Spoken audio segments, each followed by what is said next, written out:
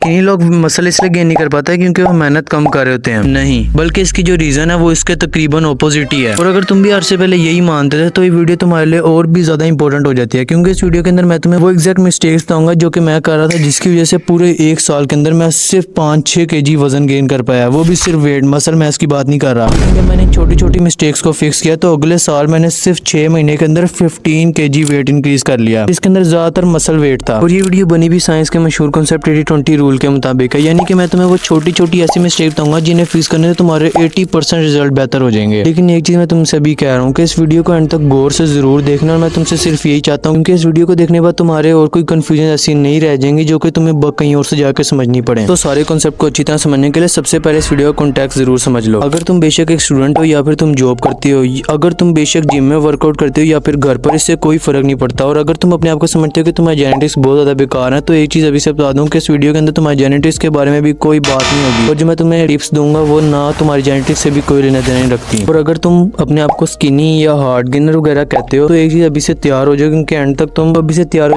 तक तुम अपने आप को ये भी कहना बंद कर दोगे। और मैं इस वीडियो के अंदर तुम्हें टोटल 5 पॉइंट्स दूंगा, पॉइंट्स कह लो या मिस्टेक्स कह लो, ये भी बताऊंगा कि तुमने उन्हें फिक्स कैसे करना है। और जो आखिरी पॉइंट है वो तुम्हारा सोचने का तरीका तक चेंज कर देगा, इसलिए वीडियो का एंड तक जरूर देखना। अब बगैर टाइम वेस्ट किए चलते हैं हमारे पहले पॉइंट की तरफ। अब जो हमारी सबसे पहली मिस्टेक है वो शुरू होती है हमारे कैलोरी इनटेक से। अब अगर तुम पहले से काफी रिसर्च वगैरह कर रही हो और तुम्हें अगर बेसिक नॉलेज भी है तो तुम्हें इतना तो पता ही होगा कि जब भी किसी ने वेट गेन करना होता है तो हमें सिंपली अपना खाना या कैलोरीज अपनी बढ़ानी होती हैं। और जो सबसे ज्यादा बिगिनर्स होते हैं वो इसी चीज में शुरू से गलती करनी शुरू कर देते हैं। और अगर तुम ये सोच के अगर स्किप करने का सोचो कि नहीं यार मैं तो बिल्कुल सही कर रहा हूँ, तो अगर तुम एक बिगिनर हो तो 90% चांस है कि तुम भी ये गलती जरूर कर रहे होगे। हमारा मसला वहां से शुरू होता है जब हम अपना कैलोरीज जो होती हैं उन्हें बहुत ज्यादा एस्टिमेट करना शुरू कर देते हैं। यानी कि अब ये मतलब नहीं मेरा कि तुम हर मील के एग्जैक्ट कैलोरीज चेक करना शुरू करो, लेकिन अगर तुमने इसको सिंपली फिक्स करना है तो तुम्हारे पास एक अच्छा खासा एस्टिमेट होना चाहिए जो कि काफी एक्यूरेट हो। हमें पता हो कि अगर तुम 3 अंडे खा रहे हो तो एक अंडे के अंदर कितनी कैलोरीज हैं, जो कि ज्यादातर चांसेस में बिगिनर्स को नहीं पता होती। तो सबसे पहला फिक्स, तुमने अगली बार जब भी मील लो तो तुम्हारी जो भी मील हो तुमने उसके कैलोरीज को काउंट जरूर करना है।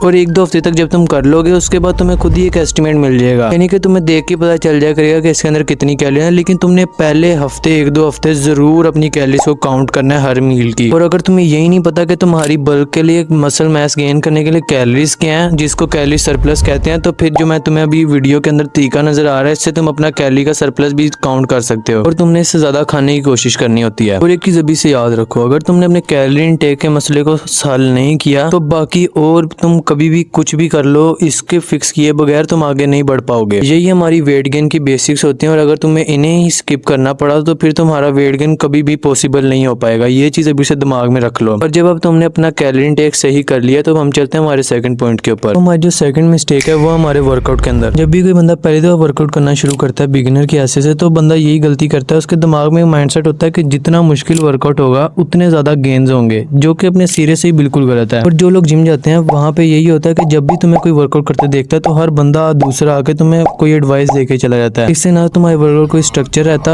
और यही चीज तुम्हारे गेन्स को और ज्यादा खराब कर देती है। और जब तुम्हारे परफेक्ट वर्कआउट का स्ट्रक्चर नहीं होता तो 80% लोग किसी वेट लूज वाले वर्कआउट को फॉलो कर रहे होते हैं, जो कि तुम्हारे गेन्स बढ़ाने की बजाय तुम्हें और ज्यादा वेट लूज करने में मजबूर कर देता है। तो भाई सबसे पहले तो यही फिक्स करो कि तुमने किसी से भी अन्य व एडवाइसेस लेनी छोड़नी। और ये कैसे होगा कि तुमने अपने परफेक्ट वर्कआउट का स्ट्रक्चर बनाना है डेली पूरे वीक का, और सिर्फ उसी को फॉलो करना है पूरे प्रोग्रेसिव ओवरलोड के साथ। तुम जिम करते हो तो तुम्हारे वेट्स बढ़ते जाएंगे, और अगर तुम घर में करते हो तुम्हारे रेप्स बढ़ते जाएंगे या फिर उनकी इंटेंसिटी बढ़ती जाएगी। अभी मैं तुम्हें बताता हूँ तुमने क्या करना है। तुमने चैट जीपीटी या जेमिनी किसी भी है जो तुम्हें सही लगता है उसके पास जाओ, उससे अपनी सारी डिटेल बताओ, वेट वगैरह अपना गोल, वो तुम्हें एक जो वर्कआउट बना के देगा उसी वर्कआउट को तुमने फॉलो करना है। पूरे वीकली प्लान एक बनवाना है उससे, याद रखो 1 डे का नहीं, पूरे 1 वीक का प्लान। जो चीज तुम्हें ईजी लगना शुरू हो उसके रेप्स तुम बढ़ाते जाओ, या फिर अगर जिम जा रहे तो वेट बढ़ाते जाओ। और सिर्फ यही एक तरीका है अपने वर्कआउट को परफेक्ट करने का। अब जब तुम्हारी कैलोरीज भी परफेक्ट है और तुम्हारा वर्कआउट भी परफेक्ट हो गया तो फिर अब हम चलते हैं हमारे तीसरे पॉइंट की तरफ। अगर तुम बिगिनर हो तो शायद तुमने पहले ये चीज कभी सुनी भी ना हो। जो हमारा तीसरा पॉइंट है वो हमारी रिकवरी। मैं तुमसे रिक्वेस्ट करता हूँ कि ये वाला जो चैप्टर है ना इसको जरा गौर से अपनी टेंशन देके सुनना, क्योंकि बिगिनर्स को ना रिकवरी की अहमियत के बारे में पता ही नहीं होता, और मैं तुम्हें वही बताने की कोशिश करूंगा। समझो तुमने ना दरिया क्रॉस करना है। दरिया की एक साइड पे जहाँ तुम अभी खड़े हुए हो वो है तुम्हारा पुराना वर्जन, और दूसरी साइड पे वो वर्जन है जिसको तुम ड्रीम करते हो, और तुमने वहां तक पहुंचने के लिए काफी बड़े दरिया को क्रॉस करना है। तो जो कैलोरी इनटेक है ना वो है तुम्हारे पैर, जो सबसे ज्यादा इंपॉर्टेंट चीज होगी, तुम्हें चलने में मदद देगी। तो अगर तुम किसी स्टिक वगैरह की मदद लेते हो उसको क्रॉस करने के लिए, तो वो होगा तुम्हारा वर्कआउट। और जो दरिया को क्रॉस करने के लिए एक ब्रिज होगा ना, वो ब्रिज है रिकवरी। यानी अब तुम समझ सकते हो कि वो कितना ज्यादा इंपॉर्टेंट होती है रिकवरी। देखो तुमने कैलोरीज भी ले ली, तुमने वर्कआउट भी कर लिया, लेकिन अगर तुम्हारी रिकवरी सही नहीं हो पा रही, और इसके क्या साइन है कि तुम एक दिन 11 बजे सो रहे हो, एक दिन 1 बजे, किसी दिन 12 बजे, किसी दिन 9 बजे सो जाते हो। तो इसका सिंपल मतलब है कि तुम्हारी रिकवरी सही नहीं हो पा रही है। तो तुम्हें अपना स्लीप शेड्यूल बिल्कुल परफेक्ट करना होगा, और तुम्हारा गोल है कि तुमने 8 से 9 घंटे की स्लीप मिनिमम लेनी है। यकीन मानो मिनिमम इतनी स्लीप तुम्हारे लिए बहुत ज्यादा जरूरी है। स्लीप के ऊपर कॉम्प्रोमाइज अगर तुमने किया तो फिर तुम्हारी हेल्थ के ऊपर कॉम्प्रोमाइज पूरी जिंदगी होता रहेगा। और जब तुमने अपना कैलोरी इनटेक भी सही कर लिया, वर्कआउट भी और रिकवरी के भी तुमने 2-3 दिन रेस्ट डेज और अपनी स्लीप दोनों को परफेक्ट कर लिया, तो उसके बाद हम चलते हैं हमारे अगले पॉइंट के ऊपर। अब जो हमारा चौथा पॉइंट है ये काफी ज्यादा अलग है, और तुम इसे पहली दफा सुन रहे होगे क्योंकि ये हमारी बॉडी ज्यादा हमारे माइंड से रिलेटेड है, और वो है तुम्हारी अपनी सेल्फ आइडेंटिटी। यानी कि तुम अपने आप को किस तरह रिकॉग्नाइज करते हो। अब देखो अगर ये पॉइंट इतना इंपोर्टेंट ना होता तो मैं कभी भी इन 5 पॉइंट्स में इसे रिकॉग्नाइज ना करता, लेकिन इसे मैंने रखा है इनके अंदर, तो इसकी कोई ना कोई वजह जरूर होगी। तो इसे भी बाकियों की तरह बिल्कुल इंपॉर्टेंस देके सुनना। तो देखो मैं तुम्हें अपने पर्सनल एक्सपीरियंस से बता रहा हूँ जो मैंने होते हुए देखा है। जब भी बंदा वेट गेन करना शुरू करता है, हम अगर तुम अपना कैलोरी डाइट, रिकवरी, वर्कआउट सब कुछ सही कर भी लोगे ना, फिर भी कुछ अरसे बाद अगर तुम्हारी अपनी सेल्फ आइडेंटिटी सही नहीं होगी ना, तो यकीन मानो कुछ अरसे बाद ही ना तुम अपना वेट गेन छोड़ दोगे। अब देखो अगर तुम अपने आप को स्किनी या फिर हार्ड गेनर इस तरह के नाम देते रहोगे या फिर लोगों के बातों में आते रहोगे, तो इस तरह तुम्हारा कभी भी वेट गेन सक्सेसफुल नहीं हो पाएगा। क्योंकि एक वक्त के बाद अगर तुम्हें रिजल्ट आ भी रहे होंगे तो तुम्हारे दिमाग में एक ऐसी इमेज बन चुकी होगी कि तुम्हें वो रिजल्ट्स महसूस ही नहीं होंगे। अगर तुम्हें पिछली एग्जांपल से समझाऊं, वो जो ब्रिज वाली मैं तुम्हें एग्जांपल दी थी, तो उसके अंदर तुम खुद सोचो अगर तुम्हें पता हो कि तुम कभी इस ब्रिज के एंड पे नहीं पहुंच पाओगे, तो क्या तुम कभी इस ब्रिज को चढ़ने की कोशिश भी करोगे कि नहीं? तो इसका आंसर हमेशा नहीं होगा। तो हम चलते हैं हमारे आखिरी पॉइंट के ऊपर। और अब हमारा जो 5वां पॉइंट है ना, ये है हमारे रिजल्ट्स की अकाउंटेबिलिटी। और जितना पॉइंट ये इंपॉर्टेंट है ना, जितना जरूरी है इसको याद रखना। मेरा दिल कर रहा था कि मैं इसको सबसे पहले बताऊं, लेकिन फिर भी इसको मैंने आखिरी पे रखा है, उसकी कोई वजह भी है। तो सबसे पहले इसका मतलब यह है कि यानी तुम्हारे जो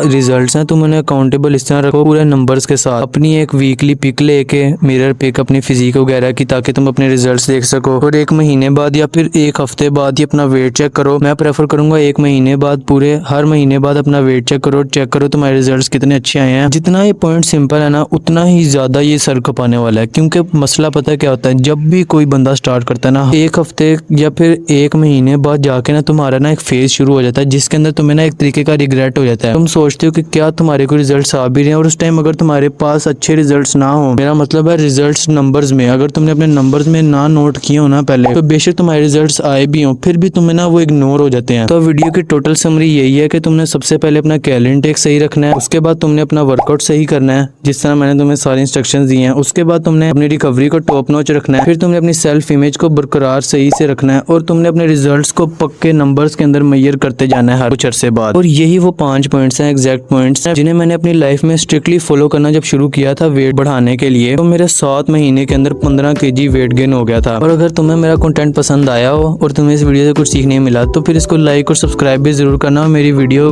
वाकई भी दिया के वॉच करना अगर तुम्हें वीडियो अच्छी लगी हो तो। और अगर तुम्हारे भी कोई कंफ्यूजन रह गया तो तुम मेरे कमेंट सेक्शन में खुला होकर पूछ सकते हो, क्योंकि मेरे ज्यादा कमेंट्स भी नहीं आते, तो मैं तुम्हें रिप्लाई भी जरूर जल्दी कर दूंगा।